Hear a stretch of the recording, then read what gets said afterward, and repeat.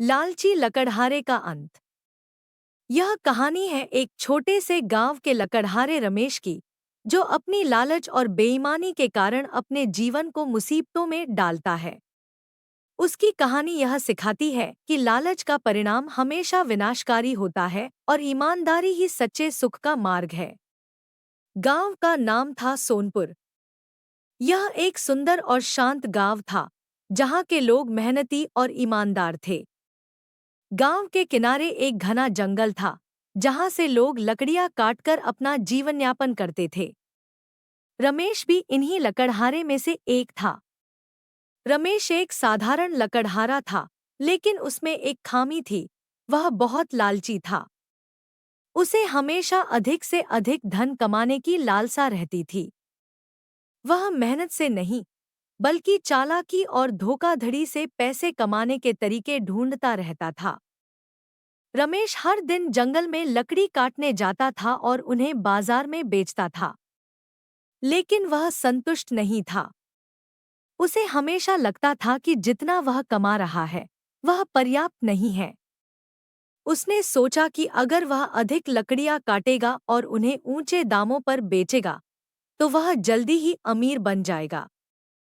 एक दिन जंगल में लकड़ी काटते काटते रमेश को एक बहुत ही विशाल और सुंदर पेड़ दिखाई दिया। वह पेड़ आम पेड़ों से अलग था। उसकी शाखाएं सुनहरी थी और पत्तियां चमकती हुई लग रही थी। रमेश ने सोचा कि अगर वह इस पेड़ को काटकर बेचेगा, तो उसे बहुत अधिक पैसा मिलेगा। रमेश ने बिना सोचे समझे उस पेड़ को काटना शुरू कर दिया। लेकिन जैसे ही उसने पेड़ पर कुल्हाड़ी मारी, एक अजीब सी आवाज आई। पेड़ से एक जादुई जीव निकला, जो एक बौना था। बौने ने कहा, रमेश, यह पेड़ जादुई है और इसे काटने से तुम्हें कोई लाभ नहीं होगा, बल्कि यह तुम्हारे लिए हानिकारक हो सकता है। रमेश ने बौने की चेतावनी को अनसुना कर दिया।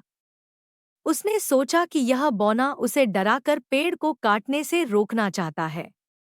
उसने अपनी लालच में आकर पेड़ को और तेजी से काटना शुरू कर दिया। अंततः पेड़ गिर गया और रमेश ने उसकी लकड़ियां बाजार में बेचने के लिए ले जाने का निर्णय लिया। जैसे ही रमेश ने पेड़ की लकड़ियां उठानी शुरू की, उसके शरीर में अजीब सी कमजोरी और दर्द महसूस होने लगा। उसे लगा कि शायद वह अधिक मेहनत कर रहा है, इसलिए ऐसा हो रहा है। लेकिन जैसे जैसे समय बीतता गया, उसकी हालत और खराब होती गई। रमेश ने देखा कि उसकी लकड़ियां किसी को भी आकर्षित नहीं कर रही थी। वह बहुत परेशान हो गया और उसे समझ नहीं आया कि क्या करे। तभी उसे बौने की बात याद आई। उसने सोचा कि कहीं उस बौने की चेतावनी सच तो नहीं थी। अंततः रमेश ने निर्णय लिया कि वह बौने से फिर से मिलेगा और उससे अपनी समस्या का हल पूछेगा। वह जंगल में गया और बौने को ढूंढा।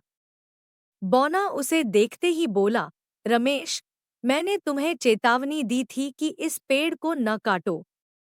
यह पेड़ जादुई था और इसे काटने से तुम्हारी लालच और बेईमानी का परिणाम तुम्हें भुगतना पड़ेगा। रमेश ने अपनी गलती को स्वीकार किया और बौने से माफी मांगी।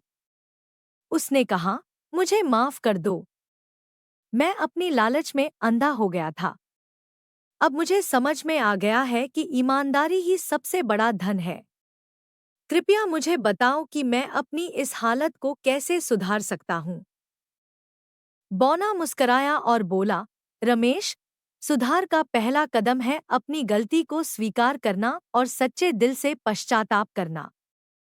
अगर तुम सच में अपने किए पर पछता रहे हो और ईमानदारी से जीवन जीने का संकल्प लेते हो, तो तुम्हारी समस्या हल हो सकती है। रमेश ने बौने से वादा किया कि वह अब से ईमानदारी और मेहनत से जीवन यापन करेगा।